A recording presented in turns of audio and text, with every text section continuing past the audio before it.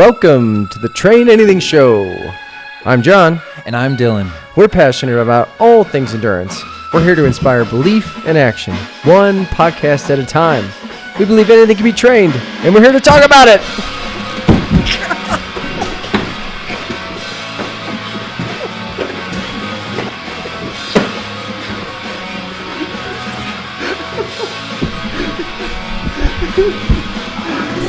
Woo!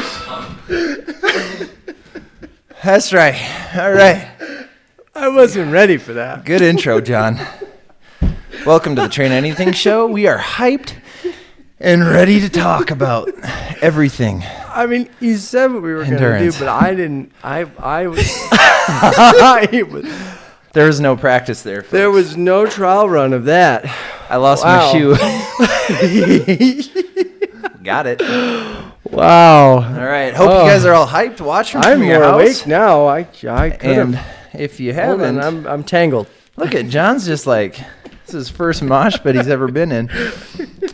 I'll just start us off with today's sponsor.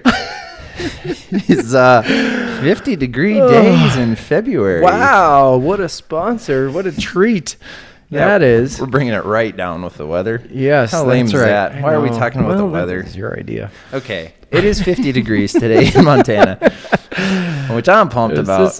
It's great. Yeah, I got to leave my house today for about 5 minutes, getting in the car and getting out of the car. Wow. And boy, did I enjoy it. And now you get to sit in the garage. Yes, inside. Do Yeah. nothing. Uh-huh. Yeah, I'll get outside after this. Yeah. Walk into my car. You should, and then you should go for a bike ride or like a 20-mile Really long nice. run. Wow. So Jump into it. Jump right in. It is nice out. Was that your first mosh pit? Is that what that was? That was kind of. Felt like I don't know what it was. So whenever we run out of like intro song ideas, we're just gonna have a mosh pit, I think. I'll get better. All right. Oh yeah. Gosh, I'm gonna get punched in the face one of these times. I might have threw my neck out. I haven't done that in a while. We're old 30-year-old men now. Yeah, you got to be careful. I mean, I felt it in my neck, and I didn't even get up. Oh. Yeah, Gosh, I need a massage. I don't think you mosh pit from a chair, so I got to work. I'll train it. I can train my mosh pit ability. Hey, we train anything. That's what I'm saying. Speaking of which. Yeah, do you want to talk about train anything? Yeah, so every week we have a Train Anything. John and I just like to talk about anything that we've been working on in the week. It could be fun, inspiring, serious, or just, whatever. It could be whatever. It can. We're training anything. It's open. So do you want to start us off? Sure. Okay. Mine's in line with the topic of today's pod, but it has been. So I came off a period of fasting, which we'll talk about. Not gonna spoil it. You gotta wait 3 more minutes before we get there. But this is my first week back eating normal, not planning to fast this weekend, kind of thing since the start of the year. So it was training, asking myself, am I really hungry? Like, am I really hungry? Do I need to eat? I'm not actually hungry. Am I? Interesting. Am I not? And so really trying to dial into those, right, that feeling of hunger and feeling of fullness, both sides. And then questioning, is this real? Yeah. Or is this not? And I did actually find most of the time it wasn't. I was like, dang it, I'm not hungry. And so I also had a work trip this week. And when I go on work trips, I have a pretty set pattern of like the food I grab at the airport on the way, or depending on what time I'm getting in somewhere, I have a very, very set pattern on. I go, I'm going to grab that, or I'm going to grab that. Yeah. And so this trip, it was, I usually grab that. I don't want that. Oh my gosh, I'm not actually hungry. Why would I? And then you question your whole life and say, was I ever hungry when I grabbed that? Or did I just do it out of habit? Dude, I know I do things just because I'm bored and I want to eat it. For sure. I'm like, I don't know. I'm just going to eat this. I do that all the time. All day. Well, when you train, 20 hours a week, you can be bored and eat. I know. Well, it's not helping me get to race weight, that's for sure. Yeah. So it was a good week, and we'll talk a lot more about it. But I was training that check the hunger. Is it real? Yeah. Nice. That's a good one. Yeah. Cool. Everyone can do that. All right. Well, mine is, you guys all know mine. If you're listening, I'm just locked in. Locked in. I have some big goals, and it just takes all of me. I think it's going to take all of me to achieve them. So, but I do want to get a little more specific. For new listeners, I'm trying to break into the Professional Triathletes Organization Top 100. So be a top 100 ranked athlete. And, you know, I think I'd like to explain a little bit more on why I believe I can do that. Because one, I'm a front pack swimmer. And two, I can ride my bike fast. And I've proved it. And the run is coming along. And the cool thing about running is the more you do it year after year consistently, you just get faster. So that's what we're training for. And everything's clicking. Everything's going pretty good for me this season. I have good attitude. I'm excited about training. And my legs have recovered. So anyway, everything's going good. Training's going really well. But my training, kind of all over the place. But swim, bike, run. That's what I do day in, day out. Doing a lot of stroke counting in the pool. So I just count everything now. And it's really fun, and it keeps me focused and locked in. And I like it because if I don't start counting, or if I missed, I'm like, oh, get back to it, because it helps. It just helps me be better throughout the set. Because, you know, if you're tired, maybe your stroke count leaves and you aren't grabbing as much water. And it's like, oh, that was lazy. Yeah, that was 20. Okay, I know I can do 18. So it's just like a good check for me. And also like matching it with time. So like, right, easy 100 versus a medium 100 versus a hard 100. Stroke count it can actually be pretty similar, which is cool, I found. Yeah. So same number, different effort. Yeah. And that's kind of what I'm playing with.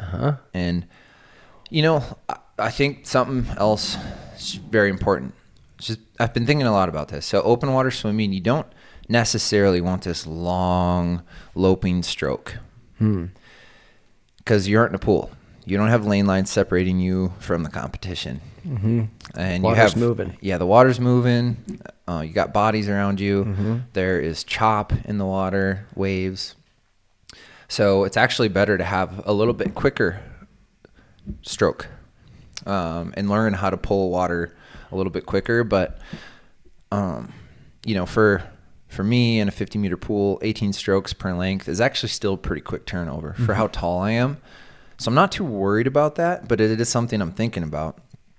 And how starts are just more about being aggressive, taking a really good takeout speed, and then sitting at threshold. But anyway, that was just like a little nugget I've been thinking about.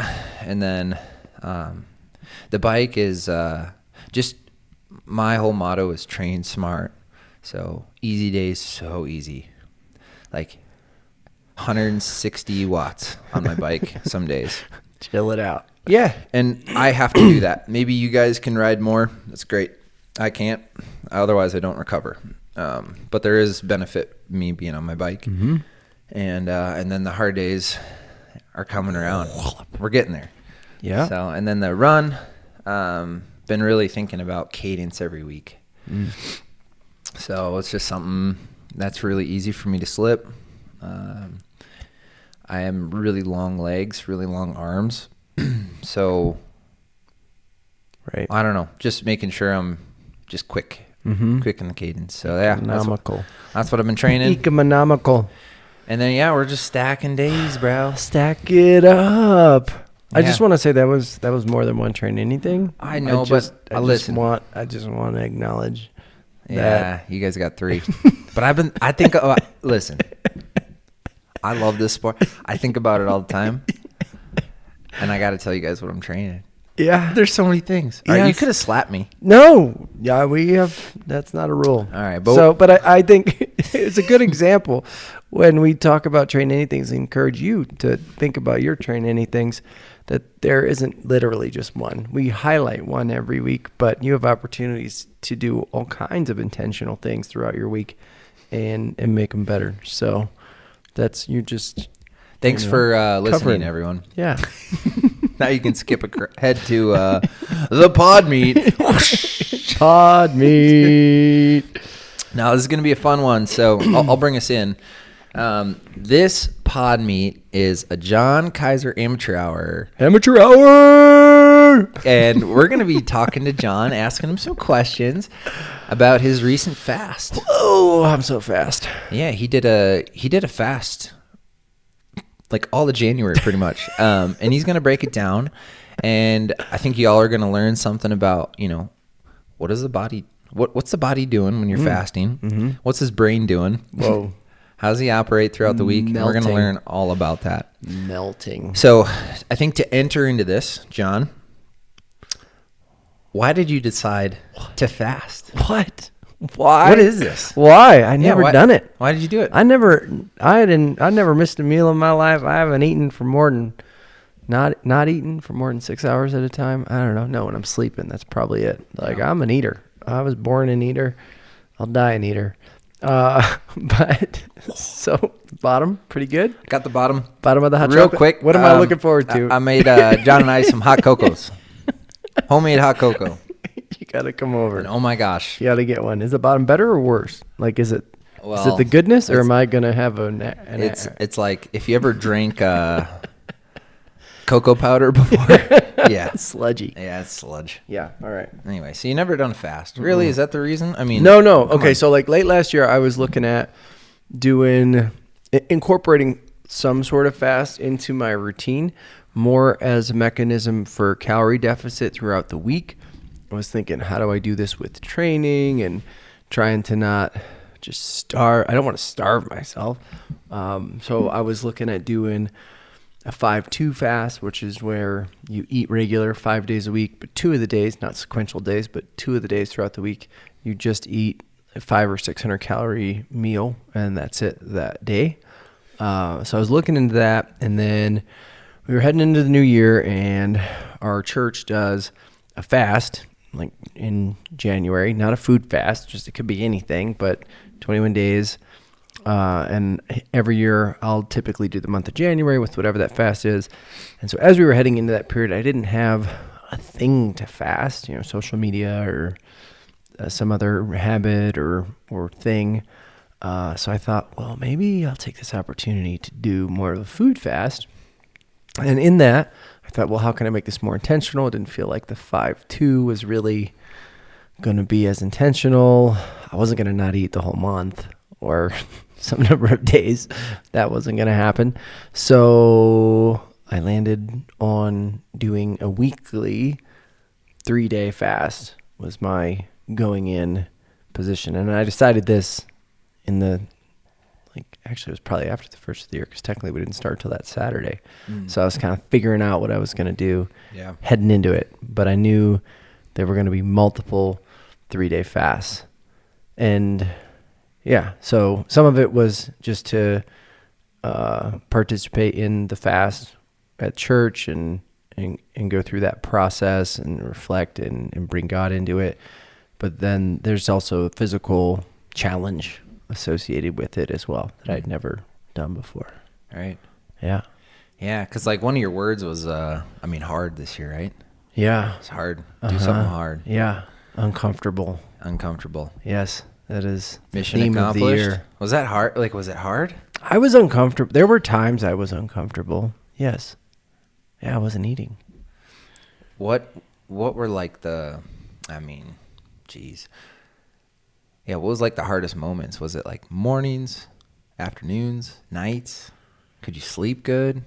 Yeah, it was kind of, it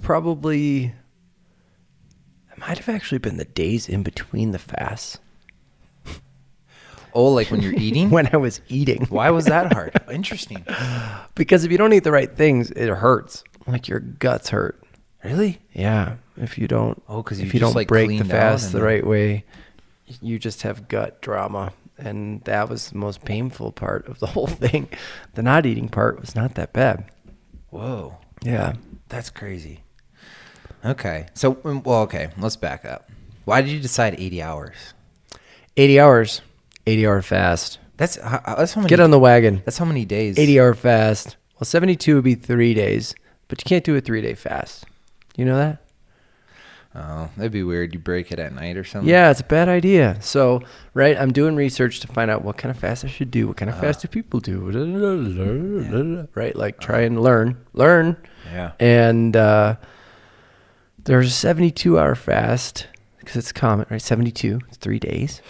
But you should start fasting in the evening because you get to sleep all night and bank all those hours as part of your fast. So that's great. Yeah. And then they recommend that you break the fast in the morning to align with your body's circadian rhythm and when it's taking in food and working on digestion, right? That's a daytime thing. Nighttime, your body's sleeping. So if you start a fast at night and break it at night, probably you would survive. Like with all of this, you'll survive. That was a lesson, but just not ideal. So now what do you do? If you started at night, you either, eat eggs in the morning and then fast the rest of the day? That would suck. I'm not doing that. That'd be weird. Yeah. Or you break it, you start at night and break it at night. And that's, again, a bad idea. Yeah. And I'm not going to cut it short. Right. So give me 80 hours. So go. Basically, start fasting in the evening and then break it after 3 days plus another night's sleep. Okay. So 80 hours. 80 hours. Okay. That was it. Okay. And then how many 80-hour days or weeks? I did 5 80-hour fasts from January 4th through the 30th. So it was basically every weekend I was fasting. Have you done the date? How many days did you not eat in January? 16 days. So half of January. 400 hours. Did you weigh yourself going into this? Hours. I didn't. So this was not a weight loss challenge, right? This was something hard, different. Yeah. But you asked me if I weighed myself and I said no. And you're like, what are you doing? Yeah. Get that information. Get that data. I'm like, just because I'm curious. Fine. So I started weighing myself after. So throughout the month, I ended up weighing myself on the last, when I broke the fast, basically, before I ate. Okay, so you did 5 weeks of it. I did 5 Or 5 weeks. cycles, we'll call it, yeah. Yes. 5 weeks. 5 cycles. After week 1, what did you weigh? I don't kind of remember. It was I do. early. Do you? Yeah. 203? It was 204. 204. Okay. Week 2, do you remember? 201. What's that? I don't remember. I hope 200. Yeah. 3? 197. Yeah. 4? 194. No. Yeah, 195. And then you... And then the fifth one? 191. Oh, right. 191. Yeah. Uh-huh. See, Yeah. It was basically 3 pounds a week. 3 pounds a week. 3 days. Yeah, there you go, folks. Yeah. 3 days, 3. Yeah. That's what the math, it was just incredibly consistent. That is crazy. Which was surprising. But that's what it was every time. Okay. So, yeah, man, got down to 191. Mm-hmm. Folks, if you've been following along, we know. We got to smash some flowers soon. We got to smash some flowers soon. Yeah. But if you don't know that reference, I don't know what podcast that was. I don't either. You got to find go it. back to it. But yeah. Okay. Well, so tell us a little bit. So what happens to the body when you're fasting for those curious? Yeah. So this is part of why I did the 80 hours is when I was learning more about what your body's going through and what it's doing. Oh. So some of the guidance out there says, if you've never fasted before, start with 1 day. I thought that was lame. Maybe that's good advice for somebody, but I just thought it was lame. So from a process standpoint, what your body's going through, it's going to spend, right? So you've got energy stored, glycogen stores. Your body's mostly working off of that in your day-to-day because you're eating, breaking down carbohydrates, storing as glycogen, right? Burning that. Yeah, you're burning some fat. Probably not burning too much protein unless you're starving yourself, right? It's a mix, but generally speaking, glycogen, fat, mostly glycogen. So when you stop eating, your body is first going to go after the glycogen stored in your liver. So, right, we have glycogen stored in our livers and in our muscles. In this initial process, it's going to deplete the liver first. And then once it's depleted the liver, it's then going to go after your fat. So you're going to switch to ketosis, and your body preserves the glycogen in your muscles more or less to use to move, like to have on hand to do things. So it won't, so it goes from killing the liver, not killing, but depleting the liver of glycogen, and then going into the process of ketosis, which takes between 16, 24 hours, depending on probably how your size, your activity, how topped off you were when you started your fast, like all those things. So you need to go at least 16 to 24 hours to even just switch on the ketosis, like the fat as fuel, energy production system. So I knew I needed to go. That's pretty quick. Yeah, pretty quick. But then you're just starting it. So like, do you just let your body kind of starve and then not eat the fat? Yeah. No, if we just went through that whole process, let's spend some time eating some fat. Yeah. So then your body will start to eat fat, and then the longer you're in ketosis, then your body starts to eat itself a little bit. So autophagy. I think that's how you say it. I don't know what that means. So that's where your body starts eating its own cells for fuel, and it will prioritize bad ones. It's like another really cool thing about our bodies. Like if it has to cannibalize, it's going to cannibalize the weak, older stuff before it cannibalizes the good stuff. Yeah. So it's one of the reasons people do fast regularly is as more of a cleanup mechanism. So my thinking was, right, let's get into ketosis and then spend some time doing some cleanup around the edges. And 3 days seemed like a good window. I've heard, so again, I haven't tested this, but through 3 days, you're actually fairly content. I'm surprised at how content I was. But then at 5, I've read at 5, you get another wave of like hunger. This is hard. Yeah. Like your body starts to throw other triggers out there to, get you to eat. Yeah. To survive. Yeah. So maybe there's, and then I'm sure there's more ebbs and flows and ways that people fast longer, but, yeah. So, right. Those were the benefits that I wanted. And I wanted to also do it multiple times. So I'd have to come out and eat and then go back in and, just try to learn as I went along.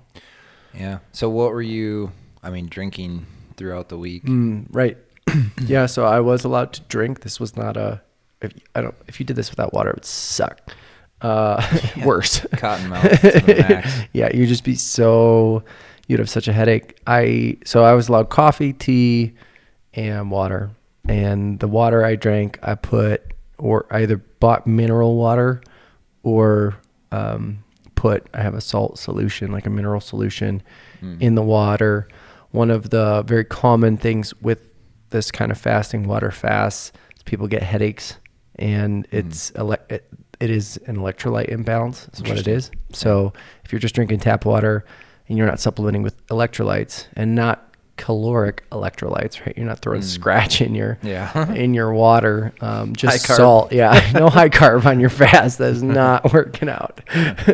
But no, you're supplementing literally the minerals. It makes a huge difference. So I was drinking a ton of water throughout, and there were days where I didn't, and then in the afternoon, all of a sudden, like, oh, my head hurts. It's like, oh, duh, you haven't been drinking. Interesting. You're also, if you're not drinking, you get dehydrated, you are at risk of like kidney stones and that kind of thing. Oh, interesting. Yeah, which I'm assuming not fun. Hope I never have to deal with that and stay pretty hydrated. Yeah. But it is something on that warnings list. as you go into something like this. Gotcha. What were your symptoms? Like, did you get cold or no flashes or anything like that? No, I mean, obviously the first night you're sleeping fine because you're just like going to bed. Yeah.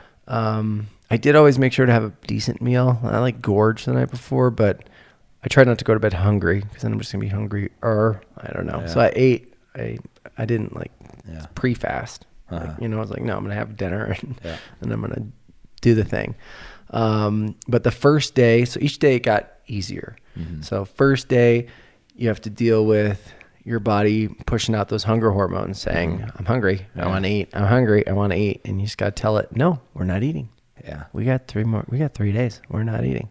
But for the most part, right, it was okay. Like I said, I had that one headache and that was there.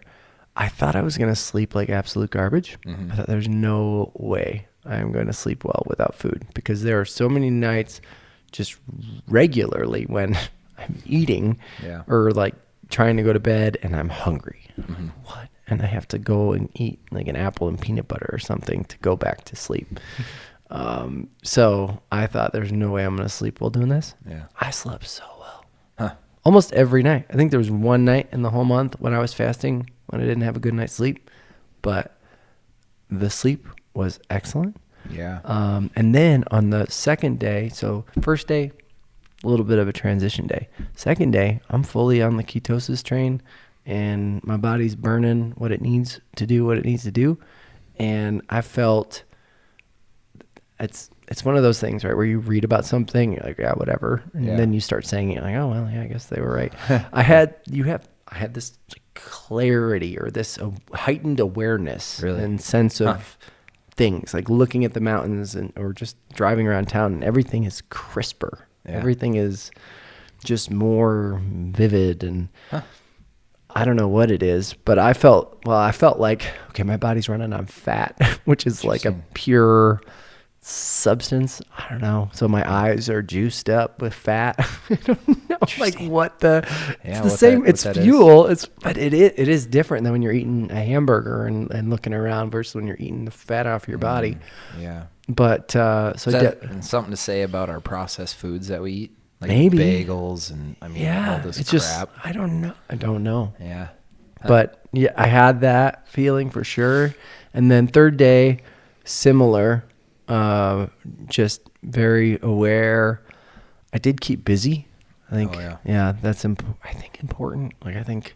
Wow, what are you doing? I was busy. So I was all weekend. I was doing housework. So I'm renovating my kitchen. So I was just busy being away. I think on the first time I did it, it's the first time I've ever, literally the first time I've ever not eaten longer than a night or something like that. Right. Yeah. How blessed I am. But I was more like, I need to lie down. Like I felt a little bit tired. Like I didn't know how I was going to feel like 2 days later, or should I conserve energy so I think I was more cautious that first weekend and did have a lie down or just, worked half the day and then just laid on the couch for the rest of it. Right. But by the end, no, I was working full day, doing my renovation stuff. I wasn't training. So January, just for me, shifted gears. Committing to this fast meant, I wasn't going to be on a regular training regimen of any, you could call it regular, but different, right? But you were still exercising. Yes. Yeah. So I did exercise on my eating days when I was eating. Yeah. But when I was doing the fast, I was doing housework. I was mobile. I was doing stuff, but I wasn't doing any aerobic training. I was just being cautious. And when you're doing aerobic work, we know like the body's using carbohydrate. So if you have depleted, you have no carbohydrate on board, and what you might have in your muscles is there to keep you moving. All right. To go and then deplete that and then not eat just seemed kind of foolish. So, I stayed away from anything high intensity where my heart rate would want to get high enough to burn glycogen that I had on board. like you mentioned, you felt like you could see more clear, like you had clarity. I can see clearly now. The rain is gone. All right. I can see all obstacles. Okay. In my way. Were you like, did you feel sharper in meetings, or was it like, did work suffer? I was worried about work. So I started most of my fast on Friday night, which means Saturday no eating, Sunday no eating, and Monday no eating. So I got to show up at work and be on 3 days of no food, which I think I didn't tell everyone in the world I was fasting because I didn't feel like I had to. Yeah. But if I was having a one-off with someone and, more friendly with them at work, I would mention, I mentioned to one of them, oh yeah, I haven't eaten since Friday. And their like mouth dropped. Like, you haven't eaten since Friday? Like, what? What's wrong with you? Right. It's their first thought. But I was surprised how sharp I was. I mean, I don't think nobody would have noticed. I also wasn't overly irritable, maybe, most of the time. You might have other things to say about that. But for the most part, I was aware of, I was like, I don't want to be hangry. But it's different. It's just your body is feeding itself. So the hangry comes, my experience, from that hunger hormone pumping, right? When you are actually on a food drip and then you're hungry.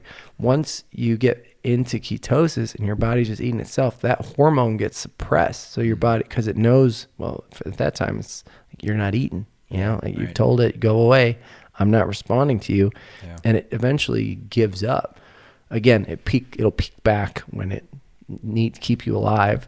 But you're in this spot where you don't get hangry because that hunger hormone is not pestering you.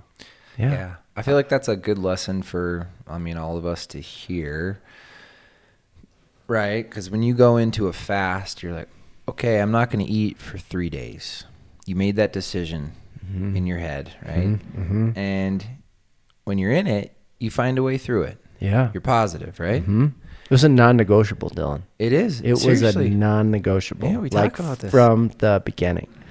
Yeah, and without it, this happens to me if I go for too long without eating. I can kind of like get a little irritable and hungry and angry, and can kind of ruin your day or hour or whatever if you're like, somebody else's day. Yeah, I know. But then, right, if you're in it and you're like, oh, I'm doing this, you made that decision and I'm going to be joyful through it. That just goes to show your mind is pretty powerful when you tell it to do something. Seriously. Yes. And even, anything, right? Whatever you want to accomplish. If you're a first-time Ironman, you want to finish an Ironman, if you just tell yourself, I'm finishing, and I'm going to put the training in to do it, you're going to finish. Yeah. Anyway, but it's, I like that. Yeah. I'm just writing a note because I'm going to talk about it later.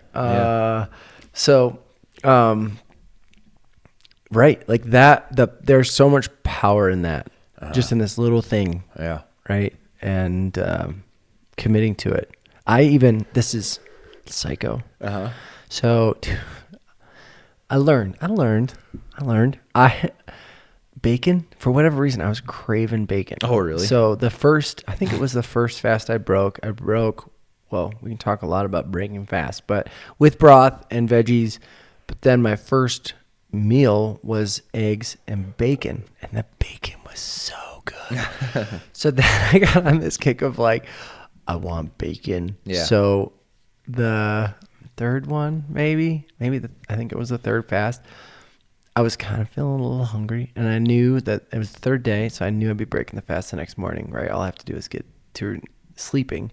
Yeah. And I thought, I don't want to cook bacon in the morning. I'll cook it now. Oh. So I cooked bacon at like 8 o'clock at night. Just to smell it. Just smell it. And then I had to just, dry it off, put it in the fridge for tomorrow morning. But I was strict about it. I would get bacon fat on my hand, and I went, wash my hand off. I'm not licking my finger. Right. Yeah. Like, no cheating. No cheating. But I'm just smelling this bacon, and your body does. I feel like maybe that was cheating. The smell. There's no calories in smells. Yeah, so I don't think I was. But I had to. I cooked the bacon. put it in the fridge. Wait till the next day. I did that twice, not on the last one, but the third one and the fourth one I did that, and then I learned better. Did you find yourself watching cooking shows? I did. Did you? I did. No, you weren't. Oh my gosh, that's hilarious. No, but then I turned them off. No, I'm a Gordon Ramsay fan. So if he's got anything on, I might tune into it. But I did. There were some times. Well, I thought about. You do think about food. Yeah, that happened. Yeah. I was like, I'm gonna cook like epic meals on the other end of this. Like fine dining. What were you hungry for? Come on over. I didn't have bacon. Yeah, I mean the bacon thing was very real. But other than that, I don't think I had a craving.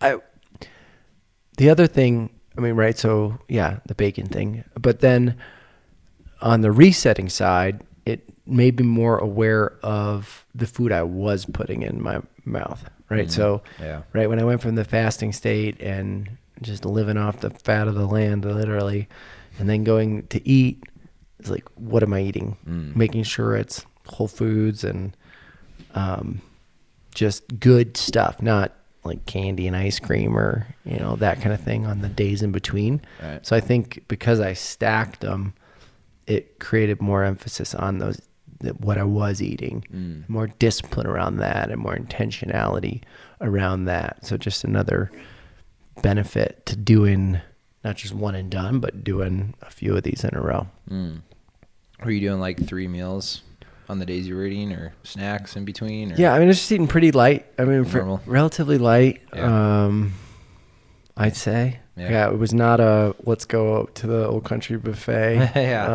On defeats the purpose. Break the fast day. And you're just not, I was surprised. You would think, you would just be so hungry. And you're really not, because your body is sustaining itself off of itself. Yeah. So you're just not, you're like not hungry. Yeah. So, I mean, how are you supposed to break a fast then? Was there a protocol? Yeah, there are ways. There Multiple? are ways. Well, no, maybe one happy path. So your body, right? It's all like fat processing, whatever. I tried some different things, but the happy path is broth, bone broth. So go for that. And then steamed vegetables. So I would combo that. I would do bone broth, and I would just put in some frozen vegetables in the bone, like make soup, like simple soup. That's it. Yeah. Bone broth and vegetables, and chew really well. Yeah. So that would be, start with that. And then you got to space it out, right? Because your digestive system shut down effectively. Like it's like, you're not going to use me. I'm not going to put energy towards this. Right. See you later. Yeah. So you got to think like that whole system has to turn on again, and you have to rebuild the enzymes that were in your stomach, right? That kind of went away, that are just there, the bacteria, the good stuff. You got to rebuild that. And if you throw something at it ain't ready for, you find out about it, which I'll talk about. No, bacon, bad idea. Yeah, it was a bad idea. So, broth and veggies, and then in some order, again, I did them together, and that seemed fine. Some suggest you do the broth and then the veggies, but I do them together. And then I did an egg, so it's more complex: protein, fat, some carb, but those seem to go well. And then I did, this was my most successful path, so that's what I'm giving you. But the veggies and broth, the egg, and then I found just a bougie non-fat yogurt with nice. Like probiotic, a local non-fat. Yes. Why? Because fat is the hardest thing for your digestive system to process post-fast. Post-fast. Okay. Yeah. So where I went wrong twice was with the bacon. So I think I just got lucky. Yeah. Did your stomach turn? It was wrecked for over a day. Seriously? Yeah. It was just, something's not right. You just have that. I wasn't going to puke. I wasn't going to, like poop myself. It was just, ugh. You just have this ugh. And it was for a whole day. But I think it was because I ate bacon like way too early, ate those fats way too early. My body was just not ready. So that last fast where I do feel like I nailed it, putting that non-fat yogurt in there that's full of probiotics, which is what is living in your stomach and in your gut, right? Gut health. Yeah. People talk about that all the time. Yeah. Was a winning combination. And then by lunch, it also is slow. So like wait an hour, like drink the broth and veggies, wait an hour before you eat the egg, wait an hour or two before you eat. So it's a very prolonged process where you're reintroducing your body to food. One egg? That's it? No, I had, did I have two? Two or three. Did it tell you how many you can eat? No, I had two. I think the first time I did it, I had two. Yeah. By the end, I think I had three. Yeah. What do you typically eat in a day? 3? Yeah, 3. But I did them like over medium. Nice. Yeah. Cook. I don't know if that would have mattered if I scrambled them or not, but. And then by the afternoon, you're eating normal? Yeah. Eating normal by the afternoon. If it's going well, again, if you screw it up, you're just uncomfortable and you're like, oh, this is gross. Yeah. Right. Then you got to fast again 2 days later. Oh, yeah. No. I had a 3-4 day gap, 3.5, right? Because it's 80 days. So I usually had 3.5 days, and then you're going again. So, I mean, right when we're doing a fast with a church, right? The purpose of it is to, spend deliberate time with Lord and seek Him and spend time and also expect something. You're supposed to be praying for something. So I guess tell me a little bit about what happened during the fast, and has anything changed, or anything that you were praying for happened, or are you still kind of working through all that? Yeah, I think there was definitely time for that reflection, prayer, and the fast. And there wasn't a specific aha or and that. And I had the opportunity in these fasts for it to come in and out. So it was every week I was going back into it and what could I do better this time, or how could I carve more time out for this or for that? Yeah. Each time. And just one of the weeks, the message was just I don't know if it was a reinvigoration or a what am I trying to say? A recenter. Yeah, a recenter on the idea that when you commit to living for God or giving your heart to God, it's a very active choice, and it's hard. It requires more. It requires you to pour out the gifts that you are given, and it's not like a cop out or an easy road, or there's meat to it and there's expectation in it, not in a performance way, but just in am I pouring out all the gifts that I have, and making the best use of them on a daily basis, on a regular basis, and just that idea. So that just came through one of the weeks and felt like just kind of that moment where I had some clarity around that, which was kind of cool. Yeah. Yeah, fasting's cool because you just realize how weak you are. Seriously. And we are so dependent on the daily rhythm of food. We are mortal. That, and then also the patterns that we create in our weeks, in our days, we don't really need them. And dude, that's the whole point. It's okay, we have this thing. Sure, we need food, but we don't need it all the time. So if it's consuming your life, I think having a hard reset is really good. And to refocus on the Creator, right? That's the whole point, is to take something that's controlling you. Could be an addiction, could be something that, your phone or social media, right? There's so many things you can fast. and to say, I'm going to set this aside and I'm going to spend that time that I used doing whatever that thing was to focus back on Jesus. Yeah. And that's pretty special. Yeah. And I love that about, like fasting. So, yeah. And I guess, like, what else did you learn? Or, I mean, is there any, like, cool stories or,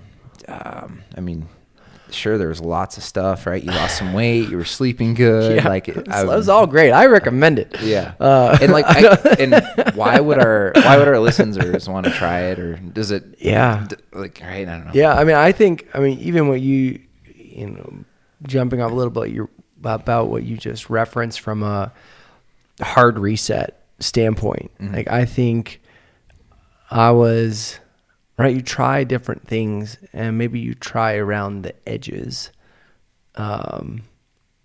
But sometimes you just need a hard reset to whatever, change something and shake things up, do something you haven't before, right. Versus going, like the last time I felt this way, I did this, and like going back to something that you've done before, but to have an opportunity to try something totally new and just lean into it and know that, in this case, I don't know, we haven't done the medical disclaimer on this, which we should do. Don't do this at our advice. Talk to your doctor if you're worried about it. But check. Like, thanks. Yeah.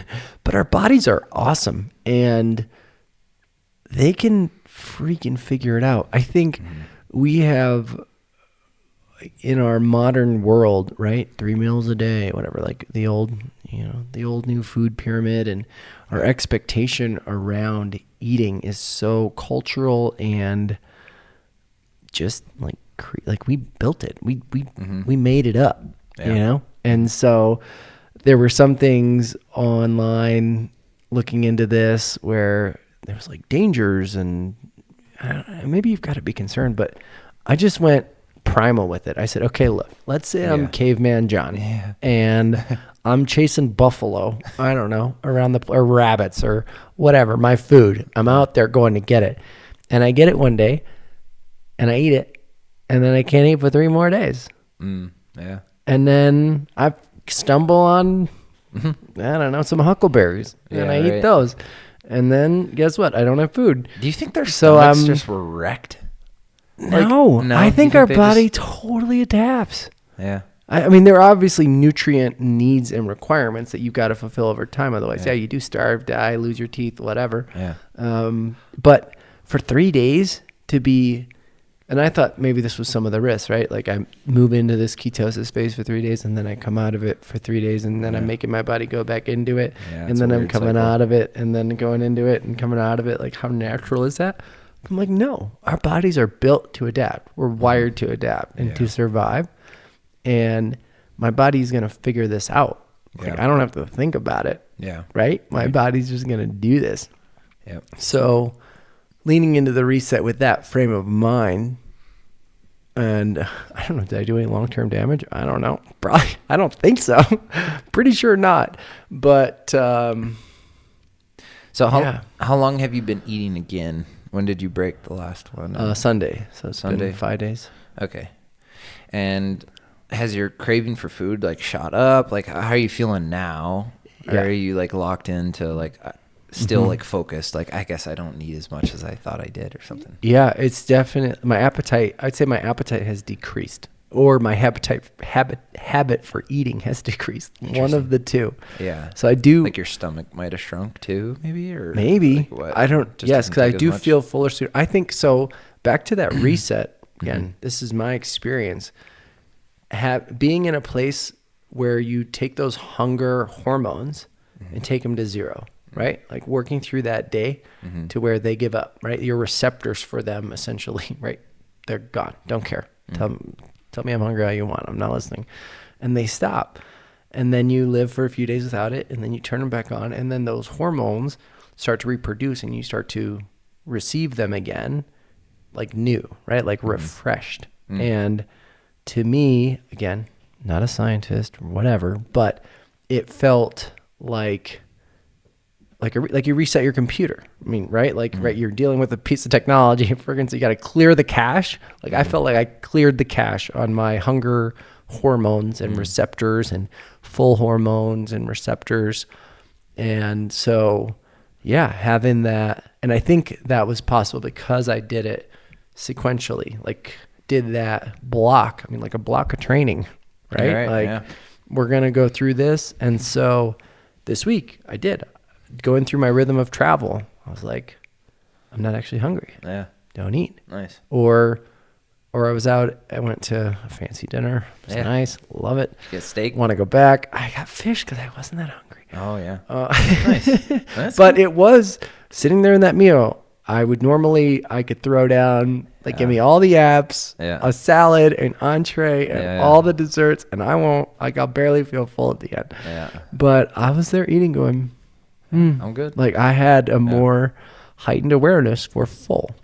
So I think that's definitely, I think some of that reset. Now, right now, my question as I go ahead is, how long will that last? Or am I good for another 30 years? Or should I fast again in 6 months? Or, right. So now thinking about how do I maintain that and be tuned into that to where I don't regret. I don't want to say regress, but just, right. It did feel like things were kind of numbed on that habitual eating or right pattern-based eating versus am I really hungry?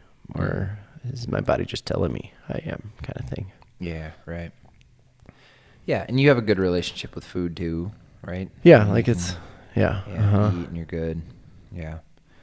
Yeah, well, I think it's good to, I don't know. So I fasted. I wasn't going to tell anyone, but I fasted caffeine. Now we know. The world knows. Yeah, it doesn't, I mean, well, too, like part of fasting, I mean, do it how you want. A lot of it should be private too, sometimes. That's just between you and the Lord. But I do want to share a testimony because it's just coming to me and I'm like feeling like I should say it. But I drink a lot of coffee, and when I this podcast is sponsored by caffeine, or it used to be, dude. Well, so for years we've been doing this fast at our church, and I always thought, okay, food would be the hardest thing because some people go 21 days without eating. Those people. I think God you're one of them who could do it. I could do it. I'd be curious. One of these years. But, and I was like, well, the next hardest thing for sure would be coffee. I do not want to give up coffee. And you just got a new coffee machine. Yeah, I know. And this year was the year, just because, sometimes you just feel like something's really got to change because nothing was really, I mean, there's so much beauty in my life and lots of good, but also the thing I'm most passionate about has been really frustrating for me the last couple of years, which is my racing career. And it's just important to me, it's not like life or death, but it's a dream that I feel God put on my heart. And the last year, my quads have been so tired and fatigued every training session. And I can't push power when you're just so fatigued. So anyway, I sorry I'm bringing this back to me, but I just decided to fast caffeine, and I was praying for my quads to heal. And look, they're healed. Say what you want. They're healed. Like when I ended it, my quads came back to full strength, and I'm like training really well again on the bike. And it was just like a really sweet time. Especially like caffeine. It's just like such a, Kendra and I, we wake up and we just enjoy coffee together. It's amazing, right? And then when you're not, right, when you lock in, when you decide you're not going to do something like the caffeine, like, it was hard for sure. I bet your body was in withdrawal, but I was actually so peaceful because I feel like God gave me a lot of peace in it because He knew how hard it was going to be for me for 5 years. I always said, this is going to be so hard. This is going to be on the list. This is going to be so hard. And I kept saying that year after year, I'm not going to do it. I'm not going to do it. And then I decided to do it. And I find that Kendra struggled more than me, but God was giving me grace. Every day I was fine. I was just locked in. Mm-hmm. God was like, you only need me, buddy. That's it. Right? Like you don't need this. So anyway, it was like, and I'm excited to share that with everyone. And I think that's why I'm excited about the season and just kind of like everything. But yeah, and what I was going with that is I think it would be important to fast more often to recenter on the important things. Which is it's not the coffee, it's not the sweets, it's not the food. Right. It's not the social media. You can go with all that stuff. It's all extra. Yeah. But we create patterns in our life, and we create thought patterns, right? That's another big thing. Yeah. So like, what are you believing? What are you taking action in every day? Right. That's what we talk about. So yeah. It's cool. Yes. Right. You got to break it up. Yep. Break it. Yeah. And recenter on the important thing. Yep. Because a lot of time we don't need stuff. No. It turns out you don't. Yeah. Turns out. So turns out you don't. That was my long way of saying, yes, I think we should fast more often. Yeah. Bring it on. Yeah. But yeah, like any last thoughts, John? Like any recommendations for people, I guess maybe wanting to try this or? Yeah. I mean, if you've never done it before, it is one of those things where I'm a believer. Yeah. Like you should do it. Go for it. And yes, talk to your doctor, blah, blah, blah. Disclaimer. But let's say if you're a generally healthy person, go for it. Yeah. And go for 80. Go for the 80 day. Don't just dabble in this one day or, you could do your 16 hour, 8 hour, whatever. But no, I say just go for it. And when you do, drink lots of water. Yeah. It's important. Yeah. Most important, I think. And then when you're coming out of it, follow protocol. Yep. Ease back in. Yeah. And you'll have more success with it. I will give one tip. So Kendra, my wife, and I, we tried this. We tried to do a week once. We tried to fast for a week. And we weren't super locked in about it. Like, we're just going to do it, Right. Yeah. And you just stopped eating one night? Oh my gosh, no. The night before we were going to start the fast, we ate just this big carb heavy meal, right? So just glycogen. Just fill it up. And then, the next day, we were going to go for a week, right? So it was just like, boom, like all this delicious, carbs, sugar, and then to no food. Day 3, dude, we were both in bed, like sick and just miserable. And I'm like, Kendra, I'm going to go make us some broth. We're breaking this puppy. Oh, yeah, we're breaking this thing so hard. So I made us broth, but... Were you drinking? Do you think were you dehydrated? I don't know, dude. So drinking coffee, I don't know. I don't know how you did that. I probably wouldn't drink coffee limited if I my fasted. Coffee. Yeah, just the jitters or something. You were fine on one a day. Yeah. For us, I was probably drinking 4 a day. No. And we were drinking LaCroix, which was, at least I was. Water's okay, but there's nothing in it. There's no electrolytes in that. You were electrolyte depleted. Dude, we were so dizzy and like headaches. I know. We didn't know. That's just electrolytes. Interesting. Yeah. Yeah, and also I think if you're going to go long, I've heard that you should kind of cycle, like start, I don't know how to do it. Maybe but like kind of wean off some foods when you're going in, especially for a long one. Kind of prepare so it's not so much of a whack. Yeah. But anyway, that was our one try, and man. But anyway, yeah. Everybody do it. Okay, should we do our bucket poll, John? Let's do a bucket poll. Okay. Today we got Asher's helmet. Dun dun dun.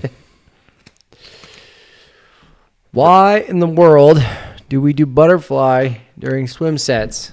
We're not going to the Olympics. Maybe you are, unless you are. Yeah. Why we got these triathletes doing butterfly? Yeah. Or backstroke or breaststroke. Yeah, or anything other than freestyle. Yeah, seriously. Why in the world? No, it's a good question. First and foremost, if you're an adult on-foot swimmer, guess what every kid swimmer is learning how to do? What? All the strokes. Oh, Right? They're just learning. It's development. They're learning how to feel water. And you're not above the law, all right? So if you're swimming in the pool, who do you think you are? Yeah. I think it's really good to mix it up and to just, especially if you're struggling with freestyle and you're like, I'm not getting faster. Try something different. Try to move through the water in a different way. Breaststroke's a great starter. Backstroke's another easy one. Mm-hmm. It doesn't take too much technique to do. Yeah. Butterfly's a little tougher, and John and I maybe we'll do like a little swim series on our Instagram, on how to butterfly. We actually will. Fist bump. Sign us up. Yeah, but yeah, I just think it's really good to switch it up and keep swimming fun. Gosh, if you're always just doing freestyle, that's just kind of boring. Misery. Yeah, and you aren't going to really improve. So cool story, and then you can kind of go. But in high school, I don't know how I got away with it, but I started swimming in 10th grade. Mm-hmm. So I had 3 years of swimming in high school. I never once swam backstroke, breaststroke, or butterfly. Deprived. Yeah, I just did the 50 free and the 100 free. Your whole high school career was fast. That was it? Freestyle fast. Well, and I am certain if my coach would have thrown me in the 100 fly, I would have been a way better 100 freestyler. Mm-hmm. Way better. Mm-hmm. Just because it's I don't know, there's something that happens when you push yourself in a different event or a different distance than always just doing the same thing. Mm-hmm. Because, maybe you work up, 100 frees are hard. But do 100 butterfly. Yeah. That's hard. Feel that. Yeah. And now 100 free, you're like more free to, it's like, you have a different perspective of what hard is or what water feels like. And so, yeah, you're going to have butterfly in your programs with us. Yeah. I think it's very important. And don't worry about it. Like when did butterfly, I would do it in practice, because sometimes you'd just do it. But my belly button would be out of the water. I'd be like, what's his nuts? The lifeguard. What's the guy? I don't know. Oh, Ian? What's his name? Eli. No, dude, like the famous guy. Like the OG? You guys are saying it right now. The OG lifeguard? No, like Baywatch guy. Oh, Hasselhoff? Yeah, dude, just freaking toes out of the water. That was me. Belly button. All right. Listen, if your tits are coming out of the water and butterfly, you guys are doing it way wrong. And that's what I did. But it's right. You got to start with your tits out of the water. Okay, I guess. can we chest? Okay, I'll stop. Chest. Thank you. Oh, you gotta, Kids show. Kids show. Right. Well. Okay. Yeah. Okay. Belly button. If your belly button's coming out of the water, we're doing it wrong. Yeah. I don't know. Do you have anything to say on that? Yeah, I'm just doubling down on your feel for water comments, right? Like when your body's in a different position, you got to find the water. Your brain is just going to make more connections on how you're pushing that water. So then when you go to do freestyle again, you've got more connectivity with the water. So, sorry. That's what I have Kid to show. say. All right. Yeah. Well, shout out. Sorry. Yeah. Connectivity with water. So it's a good thing. And you get better at it. You can train it. You can do it. Like, what is it, just hard? Yeah. I mean, don't throw your shoulders out. You do have to be a little careful with butterfly. Yeah, certainly warm. Don't overdo it. Single arm fly is perfectly acceptable when you're tired. Oh, yeah. Because if your stroke breaks down too much, you can risk like throwing something out. So don't, if it breaks, just do that single arm butterfly. Make sure you're limber. Yeah. And actually have some good sequences to teach butterfly. So stay tuned on our Instagram. Yeah, you will learn. But hopefully I answered your question and encourage you to keep doing it because, yeah, it's fun. It's important. And, I mean, if you do an ocean start and you got like shallow water, sure. like doing dolphin dives, yeah. it's like the same thing. You're coming ouch. over, in. Grabbing the bottom of the lake, over, in. So if you're doing it in the pool, then your dolphin dives when you're racing through shallow water are going to be, it's not going to be foreign. It's great. Okay. Do it. Well, hey, we don't have an outro for this. We but, don't. We'll just say thanks for listening. And I don't know, unless we'll catch you on the next one. Don't forget to send in a bucket poll. And